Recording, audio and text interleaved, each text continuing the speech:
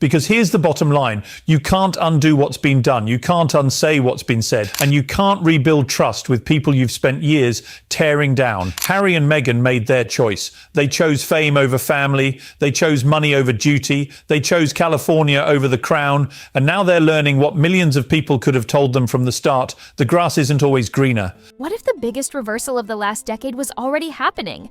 Quietly, behind closed doors. For years, the story felt settled. The exit was final. The bridges were burned. The chapter was closed. They're planning a return to the United Kingdom, not a visit, a return. And the reasons behind it are far more desperate than anyone could have imagined. But now, whispers are getting louder, and timing is everything. Because just when most people assumed the drama was over, signs began pointing in the opposite direction. Not a public announcement, not a grand return, something far more calculated. And if these signals mean what many believe they mean, then everything about the last few years needs to be re-examined. Behind the scenes, speculation has been building around Prince Harry and Meghan Markle potentially seeking a renewed foothold in the United Kingdom. Not a headline-grabbing comeback, but a gradual re-entry. Quiet conversations, indirect feelers, strategic pauses, the kind of moves that suggest planning rather than impulse. What makes this surprising isn't just the idea of a return, but the silence surrounding it. No interviews, no statements, no denial. And that silence has only fueled curiosity. Because when people who once spoke constantly suddenly go quiet, it usually means something big is being negotiated. But the real question isn't if they're exploring this path, it's why now. And the answer starts thousands of miles away. In the beginning, the United States welcomed them with open arms. Sympathy was high, curiosity was endless, media coverage was generous. But over time, something shifted. The stories began to blur together. The messaging felt repetitive. Calls for privacy existed alongside constant visibility. And slowly, enthusiasm cooled. This wasn't an overnight collapse. It was a slow erosion of attention. Public fatigue crept in. Audiences who initially leaned in started tuning out. Not out of anger, but disinterest. And in the attention economy, indifference is more damaging than criticism. Because once people stop caring, influence disappears. And what followed made that reality impossible to ignore. Big partnerships once symbolized a bold new chapter. Massive expectations came attached to streaming platforms and audio ventures, all framed as opportunities to reshape narratives and build independent credibility. But results didn't match the hype.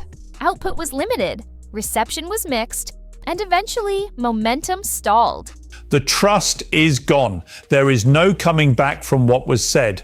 Not once, not twice. This was the consistent message across multiple interactions. When one major audio partnership ended publicly, it sent a signal that couldn't be softened by press spin. It wasn't framed as scandal, but it didn't need to be. In Hollywood, silence after a deal ends speaks volumes. Executives moved on, new faces replaced old headlines, and just like that, doors that once felt wide open started closing quietly. But financial questions were only part of the issue. Reputation mattered more. For many American viewers, the turning point wasn't business-related at all. It was emotional. Criticism aimed at long-standing institutions began to feel less like courage and more like conflict.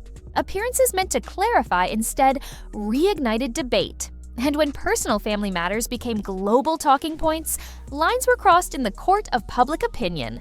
The interview with Oprah Winfrey drew massive attention, but it also reframed the narrative in a way that proved difficult to walk back. To some, it felt raw and honest. To others, it felt excessive. And once perceptions split that sharply, regaining universal support becomes nearly impossible, especially when those stories never fully stop.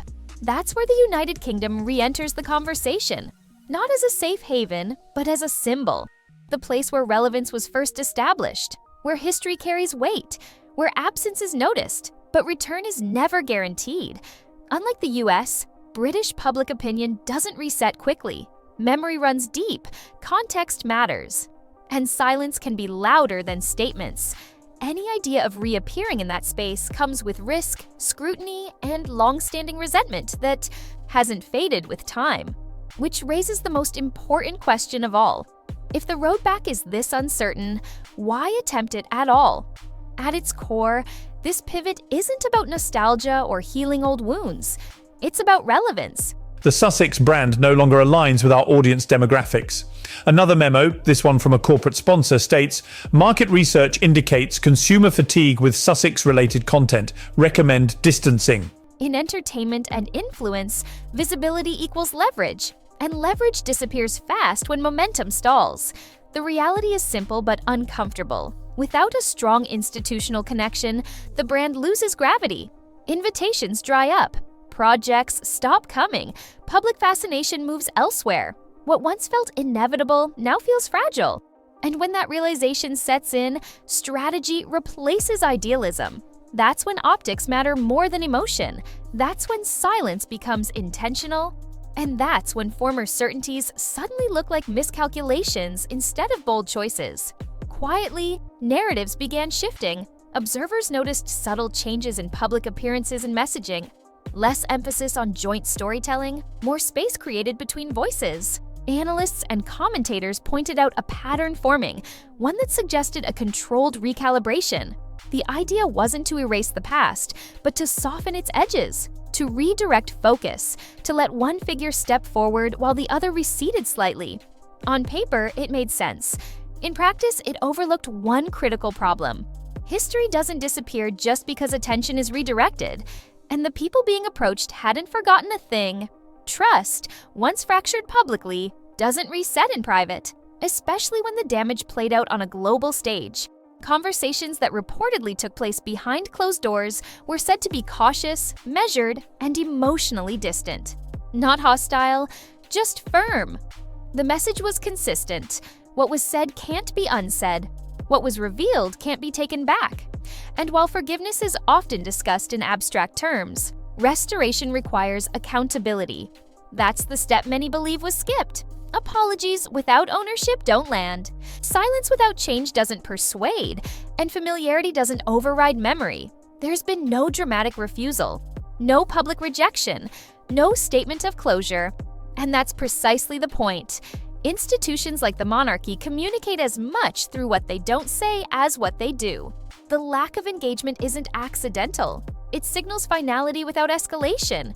Current priorities lie elsewhere. Stability, continuity, future leadership. Reopening old wounds offers no benefit. And from that perspective, distance isn't punishment. It's preservation.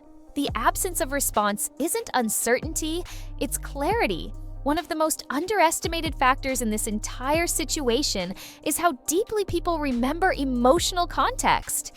Timelines blur, but feelings don't. Many in the UK recall not just the events, but when they happened. The timing matters. The circumstances matter. And the surrounding silence during pivotal moments matters most of all. Attempts to reframe the story now run into a wall of collective recall. And once a narrative settles into public consciousness, reshaping it requires more than time. It requires credibility. That's the currency currently in shortest supply. Hollywood moves fast and forgets faster. When momentum slows, it doesn't wait for recovery. It replaces.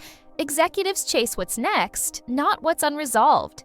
The initial appeal was uniqueness, royal proximity, global intrigue, but once that intrigue became repetitive, it lost its edge. Audiences didn't turn hostile, they simply disengaged. And in an industry built on attention, disengagement is fatal. The lesson here is brutal but consistent. Novelty without evolution has a short lifespan. When personal experience becomes the product, there's a limit to how many times it can be repackaged. Eventually, the well runs dry. Each retelling carries diminishing returns. What once felt exclusive becomes familiar. What once felt brave begins to feel transactional.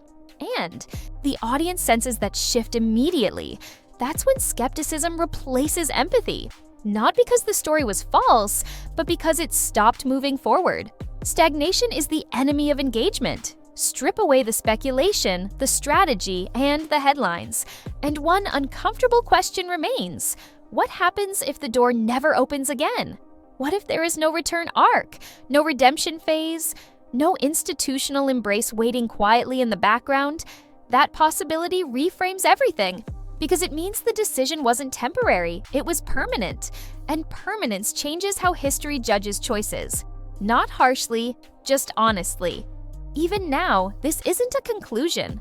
It's a crossroads. Soft narratives may surface, carefully worded appearances may follow, charitable angles might emerge, all of it designed to test public temperature without provoking backlash.